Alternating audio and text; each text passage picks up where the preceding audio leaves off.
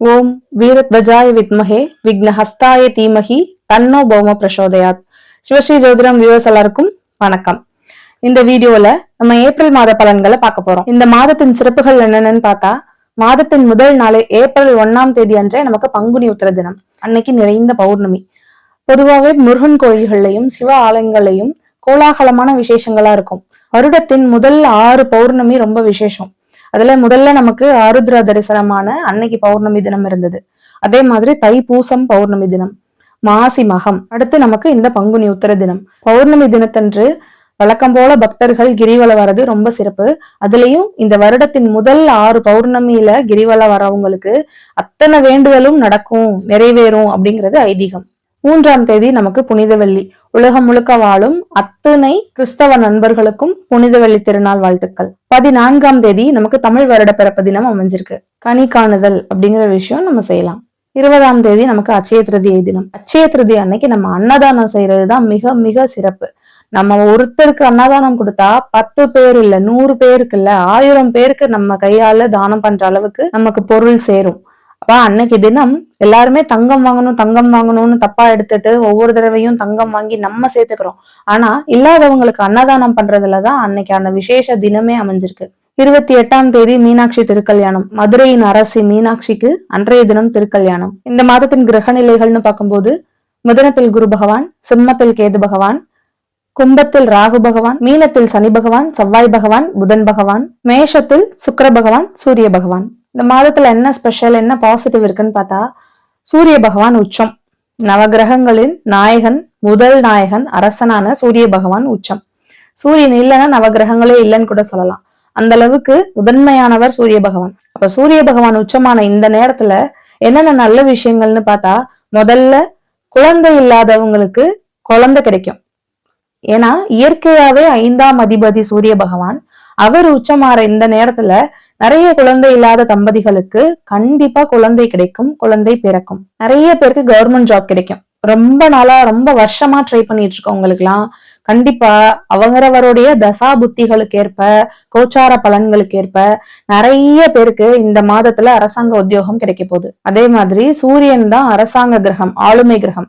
அப்ப அரசியல்ல முக்கிய மாற்றங்கள், முக்கிய திருப்பங்கள் ஏற்படவும் வாய்ப்பு இருக்கு. சூரியன் உச்சமானதுனால நிறைய பேருக்கு ப்ரமோஷன், டிரான்ஸ்பர்ஸ், ஊதிய உயர்வு, தலைமை பொறுப்பு எல்லாமே நிறைய கிடைக்கும். இந்த மாதத்துல குழந்தை பிறப்பினுடைய ரேஷியோ பாத்தீங்கன்னா மற்ற மாதங்களை கம்பேர் பண்ணும்போது இந்த மாதத்துல இன்னும் கொஞ்சம் அதிகமா இருக்கும். ஒரு சிலருக்கு, எல்லாருக்கும் சொல்லல, ஒரு சிலருக்கு அவங்களுடைய குல தெய்வம் அவங்களுக்கு கண்டுபிடிக்கிறதுக்கான ஒரு வாய்ப்பும் கிடைக்கும். அதே மாதிரி மீனத்துல சனி பகவானும் செவ்வாய் பகவான், புதன் பகவானும் அமைஞ்சிருக்கனால எக்ஸ்போர்ட் இம்போர்ட் பிசினஸ்ல ஏதாவது சேஞ்சஸ் நடக்கலாம். இல்ல புதிய ஏற்றுமதி இறக்குமதிக்கான ஒப்பந்தங்கள் கையெழுத்திடலாம். 12ஆம் இடமான மீனத்தில் புதன் பகவான் அமர்ந்திருக்கனால புதிய படிப்புகள் கண்டுபிடிக்கப்படலாம், புதிய கோர்ஸ் உருவாகலாம். சூரிய பகவான் மேஷத்துல உச்சமாகி எங்க பாப்பாருன்னா கால சக்கரத்தின் படி 7ஆம் இடத்தை பாப்பாரு. ரொம்ப நாளா கோர்ட் கேஸ்ல நிலுவையில இருந்த வழக்குகள் நிறைய தீர்வாகும். State judges, supreme court judges அவங்க எல்லாம் யாராவது சேஞ்ச் ஆகிறதுக்கும் வாய்ப்பு இருக்கு. புதிய ஜட்ஜ் பதவி ஏற்கிறதுக்கு அதிக அளவுல வாய்ப்பு இருக்கு. ஒரு சைடு பாசிட்டிவ்ஸ் இருக்க மாதிரி இன்னொரு சைடு நெகட்டிவ்ஸ் இருக்கும்ல. நெகட்டிவ்ஸ் என்ன இருக்குன்னு பார்த்தா, நமக்கு ஆல்ரெடி நம்ம மார்ச் மந்த் வீடியோல பழைய போர்கள் திரும்ப வரதுக்கான வாய்ப்பு இருக்குன்னு சொல்லியிருந்தோம். அதே மாதிரி போர் வந்தது, நடந்துட்டு இருக்கு. இப்ப இன்னொரு மைனஸ் என்னன்னா, சனி செவ்வாய் சேர்க்கை கடல் ராசியில சேர்ந்து அமர்ந்திருக்கு 12ஆம் இடத்துல. இப்போ இங்க குரு பார்வையும் இல்ல. இப்ப இதனால என்ன ஆகலாம்னா, இந்த போர் இன்னும் நீடிக்கிறதுக்கான வாய்ப்பு இருக்கு. சனி செவ்வாய் சேர்க்கை வரும்போதுதான் பாத்தீங்கன்னா பூகம்பங்கள், நில அதிர்வு, நிலச்சரிவு இதெல்லாம் நடக்கும். சனி செவ்வாய் சேர்க்கை, சனி பகவான்ங்கிறது ஒரு குளிர்ச்சியான கிரகம், செவ்வாய் பகவான் கங்கு, நெருப்பு. அப்ப இந்த சனி செவ்வாய் சேர்க்கை. அதே மாதிரி மேஷத்துல பாத்தீங்கன்னா சுக்கிர பகவான் குளிர்ச்சியான கிரகம், சூரிய பகவான் நெருப்பு. அப்ப ஹீட்டும் கோல்டும் கூலிங்கும் சேரும் போது ஹீட்டால ஏற்படக்கூடிய நோய்கள் பரவலாம். பொதுவாகவே இது வெயில் காலம், வெயில் சீசன். அப்ப என்னென்ன இருக்கலாம், மெட்ராசைன்னு சொல்லக்கூடிய கண் சார்ந்த பிரச்சனைகள். ஏன்னா சுக்கிரனும் சூரியனும் சேர்ந்தே இருக்கிறனால கண் சார்ந்த பிரச்சனைகள் ஏற்படலாம். அப்ப நம்ம என்ன பண்ணிக்கணும், தனி மனிதங்களா நம்ம என்ன பண்ணிக்கணும்னா, ஹீட் அதிகமா இருக்கும், இந்த வருடம் இன்னும் அதிகமான வெப்பங்கள் இருக்கலாம், அதனால நம்மளையே பாதுகாத்துக்கணும். முடிஞ்ச வரையும் இயற்கை உணவுகளான இளநீர், தர்பூசணி, இந்த மாதிரி சீசனல் ஃப்ரூட்ஸ் எல்லாம் எடுத்துக்கணும். அதே நேரத்துல புதன் நீச்சமாகும் போது புதன் சார்ந்த காரகத்துவத்துல சில பாதிப்புகளும் ஏற்பட வாய்ப்பு இருக்கு. ஏன்னா சனி செவ்வாய் கூட புதன் பகவானும் சேர்ந்திருக்கனால இந்த சிறிய கோள் இந்த பெரிய கோள்களுக்கிடையே சிக்கி கொள்றனால புதன் சார்ந்த காரகத்துவத்துல பாதிப்பு ஏற்படவும் வாய்ப்பு இருக்கு. உலக மக்கள் எல்லாரும் நல்லா இருக்கணும், உலகத்துல அமைதி நிலவணும்னு சொல்லி பிரார்த்தனை பண்ணிப்போம். இனி 12 ராசிக்காரர்களுக்குமான ராசி பலன்களை பார்க்கலாம். நீங்க இப்பதான் நம்ம சேனலை ஃபர்ஸ்ட் டைம் பாக்குறதா இருந்தா நம்ம சேனலை சப்ஸ்கிரைப் பண்ணிக்கோங்க, நம்ம வீடியோஸை லைக் பண்ணுங்க, உங்க ஃப்ரெண்ட்ஸ் அண்ட் ஃபேமிலி சர்க்கிளுக்கு இந்த வீடியோவை ஷேர் பண்ணுங்க. நிதானத்தையும் பொறுமையும் அதிக அளவு கடைபிடிக்கக்கூடிய கடகராசிக்காரர்கள், இவங்களுக்கு ஒரு ஸ்பெஷல் என்னன்னா, நம்மளுடைய சந்திரன் இந்த ராசி மண்டலத்தை சுற்றி வரப்ப டிராவல் பண்ணும்போது சந்திரன் எங்க அமர்ந்திருக்காரோ அதுதான் நம்மளுடைய ராசி. எந்த ராசியில வேணா அவர் இருப்பாரு. மேஷத்துல இருந்தா மேஷராசி, ரிஷபத்துல இருந்தா ரிஷப ராசி. அப்ப அவர் டிராவல் பண்ணி வரும்போது பிறக்கும் குழந்தை சந்திரனை பேஸ் பண்ணிதான்.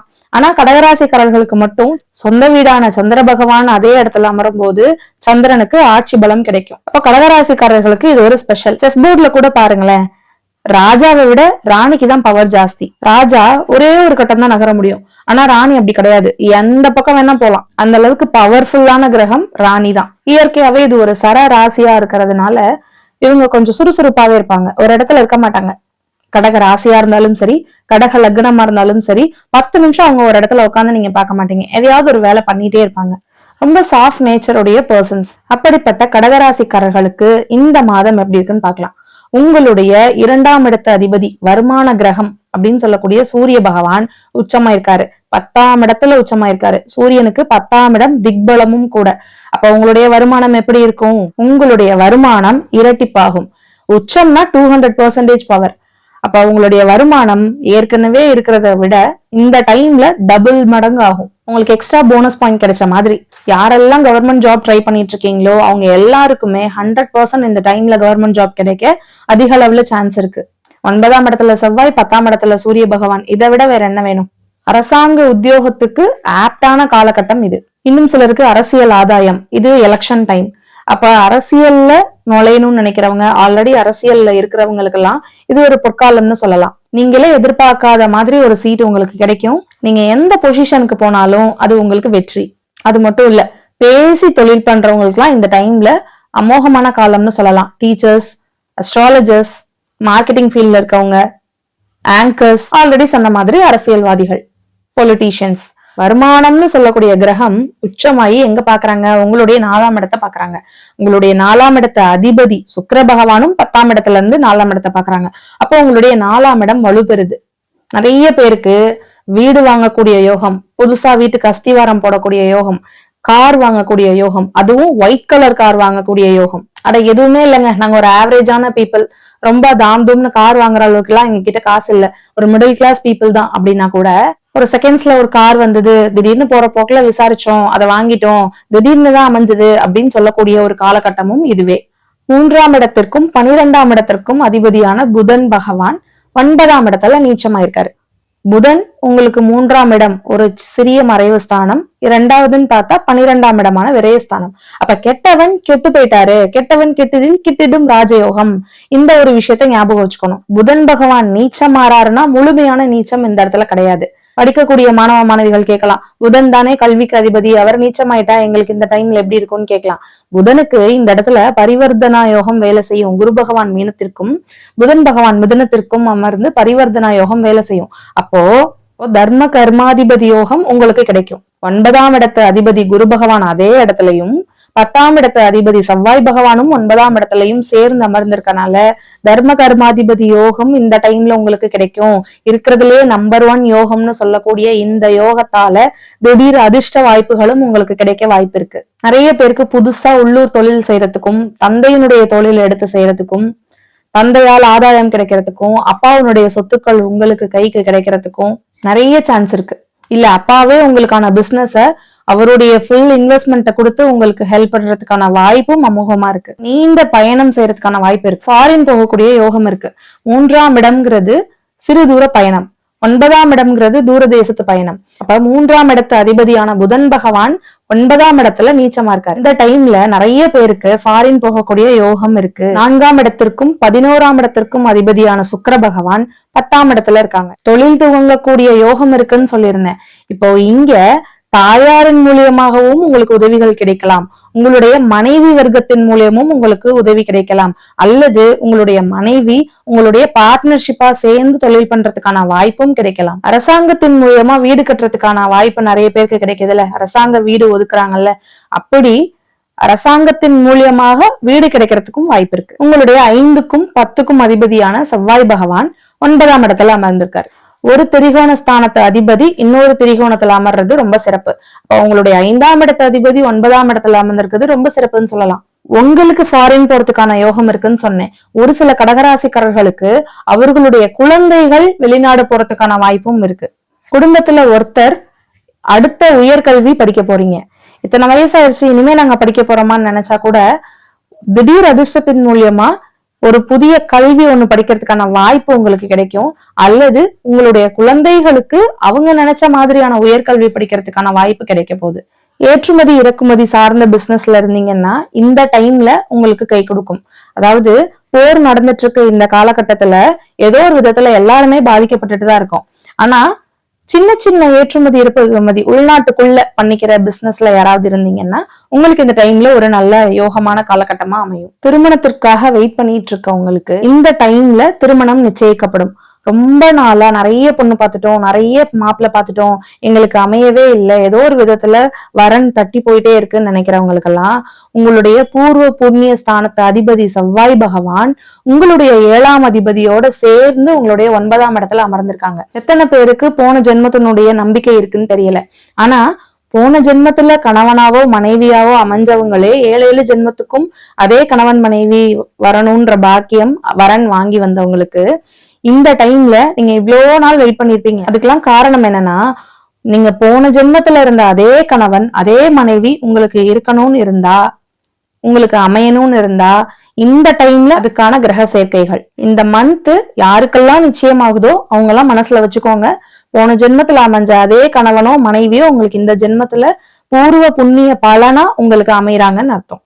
பொதுவாகவே பெண்களுக்கு குழந்தை பிறப்புக்கு 9ஆம் இடத்தை பார்ப்போம். இப்ப அதே 5ஆம் இடத்து அதிபதி தானே செவ்வாய், அதே 7ஆம் இடத்து அதிபதி தானே சனி பகவான். முதல் குழந்தைனா 5ஆம் இடம், 2ஆம் குழந்தைனா 7ஆம் இடம். இப்ப இவங்க 2 பேரும் சேர்ந்து தானே 9ஆம் இடத்துல இருக்காங்க. அப்ப குழந்தைக்காக வெயிட் பண்ணிட்டு இருக்கவங்களுக்கு கூட முதல் குழந்தை பிறந்து 2வது குழந்தைக்கு ரொம்ப கேப் ஆயிடுச்சு மேம், ஒரு 7-8 வருஷம் ஆயிடுச்சு, இன்னும் எங்களுக்கு குழந்தை இல்லைன்னு நினைக்கிறவங்களுக்கு கூட இந்த டைம்ல 2வது குழந்தைக்கான வாய்ப்பு இருக்கு. அல்லது முதல் குழந்தையே நாங்க எங்களுக்கு ரொம்ப லேட் ஆயிடுச்சு, வெயிட் பண்ணிட்டே இருக்கோம், நாங்களும் போகாத கோயில் இல்ல அப்படின்னு நினைக்கிறவங்களுக்கும் இந்த டைம்ல குழந்தை பிறப்புக்கான வாய்ப்பும் இருக்கு. இந்த டைம்ல நெகட்டிவ் என்னன்னு பார்த்தா சனி பகவானும் செவ்வாய் பகவானும் சேர்ந்து உங்களுடைய 3ஆம் இடத்தை பாக்குறதுனால உங்களுடைய தைரியத்தை கொஞ்சம் அசைச்சு பாக்குறதுக்கான காலகட்டம், உங்களையே டெஸ்ட் பண்ணக்கூடிய ஒரு காலகட்டம். நீங்க எவ்வளவு தைரியமா இருக்கீங்க, எந்த அளவுக்கு நம்பிக்கையா இருக்கீங்க அப்படின்னு உங்களைய டெஸ்ட் பண்ணி பாக்குறாங்க. எப்போதும் போல தைரியமா இருங்க, தன்னம்பிக்கைய விட்டுறாதீங்க. எப்போதும் போல உங்ககிட்ட இருக்க வேகமும் விவேகமும் சமயோஜித புத்தியும் உங்களை எல்லா விஷயத்துல இருந்தும் காப்பாத்தும். இன்னொரு மைனஸ் என்னன்னு பார்த்தா தந்தையின் உடல்நிலையில கொஞ்சம் கவனமா இருக்கணும். ஹீட்ல இருந்து உங்களை பாதுகாக்கிறதுக்கு என்னென்ன தற்காப்பெல்லாம் பண்ணிக்கலாமோ அதெல்லாம் பண்ணிக்கிறது நல்லது. நீங்க இந்த மாதம் செய்யக்கூடிய வழிபாடு பரிகாரம்னு பார்த்தா புதன்கிழமைகள்ல பெருமாள் கோயில்ல போய் வழிபட்டுட்டு வாங்க. அதே போல பச்சை பயிறு குழந்தைகளுக்கு தானம் பண்ணுங்க. மீண்டும் அடுத்த வீடியோவில் உங்களை சந்திக்கும் வரை உங்களிடமிருந்து விடைபெறுவது உங்கள் ஜோதிடர் நிர்மலா இரோஜி. நன்றி, வணக்கம்.